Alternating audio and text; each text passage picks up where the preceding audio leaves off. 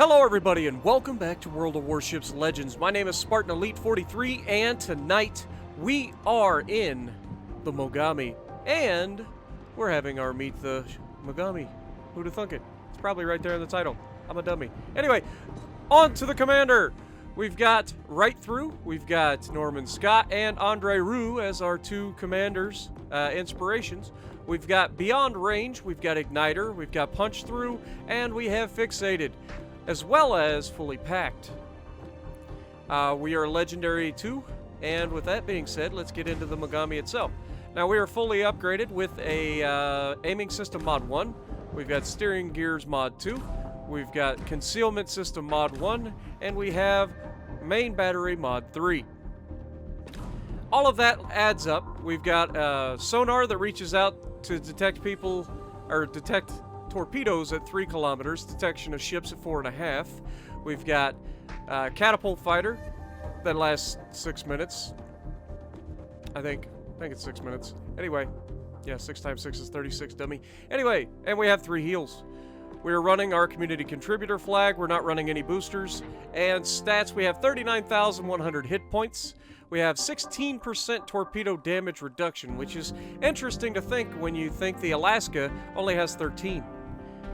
Artillery, it has 10 203mm guns, reaches out to 16.8 kilometers, reloads in 13.2 seconds, and they rotate at 34.5. That's not good for a cruiser, just so you know.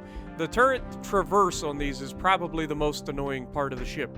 Other than that, it's a great ship.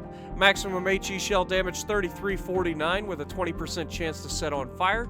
AP shell damage of 5,000, though most of the time you're probably not going to see that because you're not going to be firing AP all that often. You don't need to in this thing. The amount of damage that you inflict and all the fires that you set is disgusting. So definitely want to be making sure that you're firing HE more often than not. Unless, of course, you're close range and somebody's coming around a corner broadside to you, then obviously you'd go to your AP. But for the most part, you definitely want to be utilizing that HE. It's fantastic. Torpedoes, you get 8 of them, 2 tubes per side. Or two launchers per side, sorry. So you get 8 on each side of the ship. 610 millimeters, they pack a wallop, 17,000 damage, and they go a whopping 11 kilometers. All right, you do not want to discount this. We'll showcase that a little bit in the video. Maneuverability, 34.5 knots is pretty quick for a cruiser. 750 meter turning circle is actually worse than the Alabamas, but I think that's mostly due to her speed. Rudder shift time is excellent at 5 seconds is pretty good. Concealment, 10.6 is great. I like that. Anytime you get a cruiser under 11 kilometer detection, you're going to have a good time. Detectability by air is only 6.6. 2 kilometer guaranteed, and detectability while firing in smoke is outstanding at only 7 kilometers. So yeah, if this thing can get into a smoke screen, even though it doesn't pack its own, it can really utilize that, and I'm going to show you that later in the video. All right. Pyromania, above average chance to set fires. Superior HE damage is the Japanese perk. They get more damage with their HE, plus they get better penetration with their HE, which is why they do so much damage per salvo. Sluggish aim is the downside. Again, we already talked about that. The turret traverse is not great. Mogami was built as a light cruiser whose characteristics would largely exceed those of her contemporary counterparts. She had good armor along with a powerful artillery and torpedo armament. During the course of her service, she was transformed into a heavy cruiser, as intended in the original design. She entered service in 1935, and there were 4 of them built. So, let's take a look at the ship real quick. Again, I do really like it. It's just ships in general. Ships in general generally end up being a very, very aesthetically pleasing design because ships have to go through water, right? It's kind of like planes in that regard. A lot of planes are just really nice to look at for the same reason. Like they're purposely built, and all of the things that make them do their job well actually end up making them pretty good looking in the process. So, without further ado, let's get to the gameplay. Alrighty, so we're in the Mogami and we're on Greece. So let's get into the ship a little bit. Now, you guys know I'm not the fire starter kind of guy. However, there's something enticing about these Japanese cruisers being able to just dish out so much damage per salvo with just high explosive. Like, they don't have to worry about switching armor or switching ammo types very often. Plus, they've got torpedoes that are absolutely fantastic. The downside of the Japanese cruiser line is the fact that every time a battleship looks at them the wrong way, they die. That's just how it works. That's your trade-off. You get amazing torpedoes, you get all of the goodies, you got sonar, you've got planes, you've got heals, you've got ridiculous HE, the turret traverse, and the fact that this thing is a Citadel magnet means that you just you don't have a lot to worry about until you do. Like, most of the time your guns are going to be pointed where they need to be pointed. Very rarely are you going to run into a situation where you can't actually shoot the enemy. So that's why the slow turrets aren't really that big a deal. And as somebody who plays primarily battleships, it's not that big a deal for me. However, as this Leon is about to figure out, no, as a bunch of the enemy team is about to figure out, we are absolutely going to wreck this enemy team because they leave us alone. You cannot leave fire starters alone. There's a reason why cruisers have the highest DPM in the game, and I'm about to showcase it right about now. First shot out. I say first shot out, that's actually my second, but still, first good shot at the Leon, and not a bad salvo, just, 5,000 damage and no fires yet. Okay, second shot. I mean, when you're doing 5,000 damage to a battleship with HE, you're doing pretty well.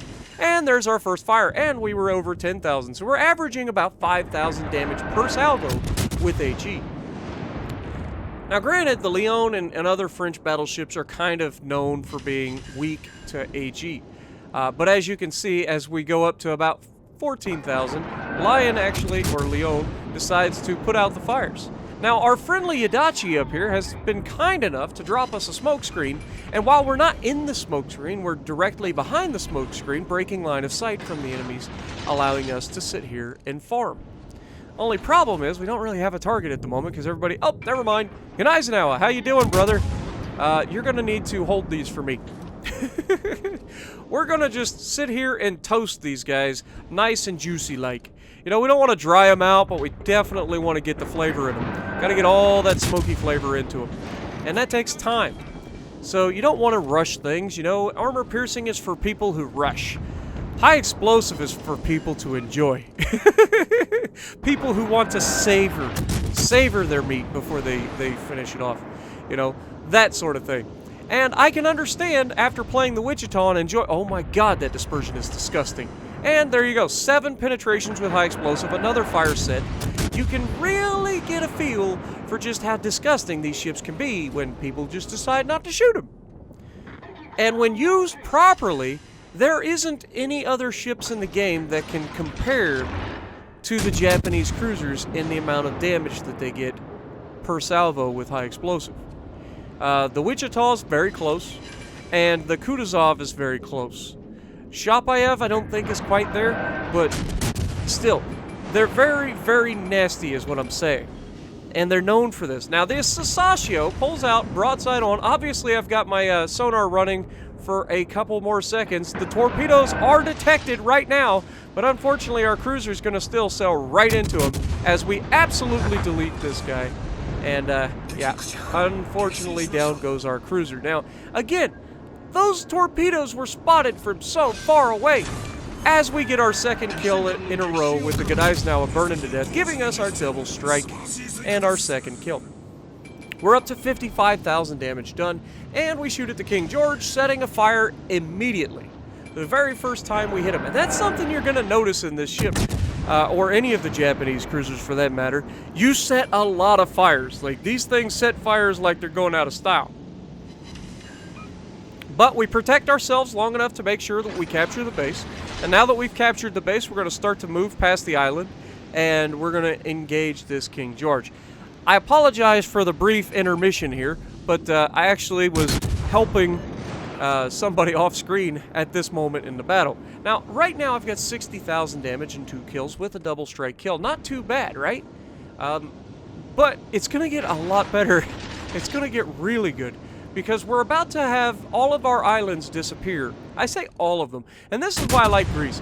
Greece is very, very good with all of its different island cover, so you can protect yourself from people all across the board. Now this King George, unfortunately, is just not going to give it to us because he gets absolutely obliterated by the Sinop.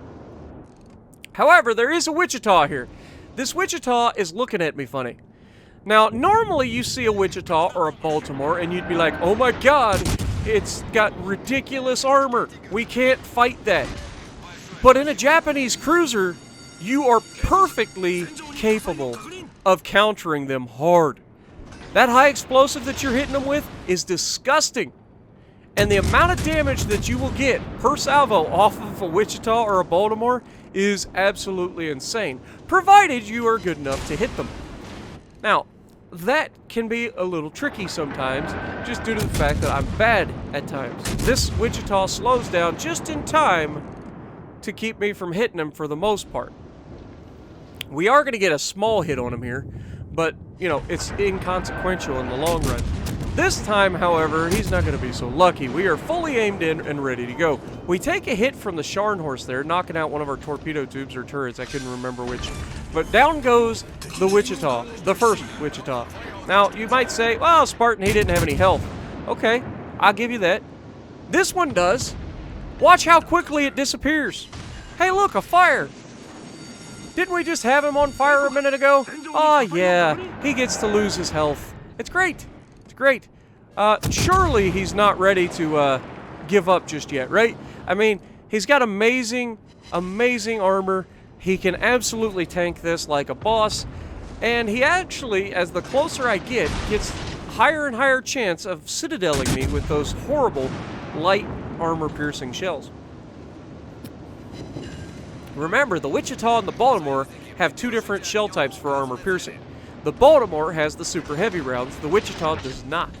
And the lack of the super heavy rounds means you can give them far more of an angle than most people are comfortable with. But, as you can see, we take it. He does damage, don't get me wrong. But the amount of damage with the fires that I'm getting back on him, there's just nothing he can do about it. Now, we are being engaged by the Scharnhorst, which is why I have to keep the nose pointed towards the Scharnhorst. I cannot allow the Scharnhorst to citadel me. But then I'm like, okay, I can't keep this any longer. It's time. I'm going to turn out. I'm going to use these torpedoes. The Scharnhorst is probably not paying attention, not thinking about this anyway. So we're going to go ahead and launch the torpedoes. They knocked out our second torpedo tube, unfortunately, temporarily, but it's still knocked out. And then we shoot back at the Wichita and we finish him off, giving us our 4th kill of the game. And we are now sailing directly towards that smoke screen. We have our sonar going right now, and you can see I go ahead and take the shot. I saw him fire his guns, and we actually hit him with a round. Now that's probably going to irritate him, but what's going to irritate him even more is the fact that in a moment he's going to have no choice but to get lit up. Now here I look back at the Scharnhorst, I see that he's burning stem to stern, and then I also notice that he hasn't changed course and those torpedoes look like they're going to hit home. And sure enough they do, unleashing our Kraken, our first Kraken in the Mogami. Not too shabby, eh? Now, Lightning at this point realizes he's boned. He's like, I gotta get out of here, I'm gonna try to take this Mogami with me. Unfortunately for him, I do have 2 guns loaded with HE pointed right at the side of his ship, and he loses all of his health and immediately dies before just in time to launch his torpedoes right as the game ends. So hopefully you guys enjoyed. We got a double strike, high caliber, Kraken Unleashed, 114,534 damage with 5 kills, 3,500 base XP, bringing in 269,000 silver that match. So if you like what I'm doing, punch the like button, leave a comment below, subscribe to the channel if you haven't already, and as always, I will see you in the next video.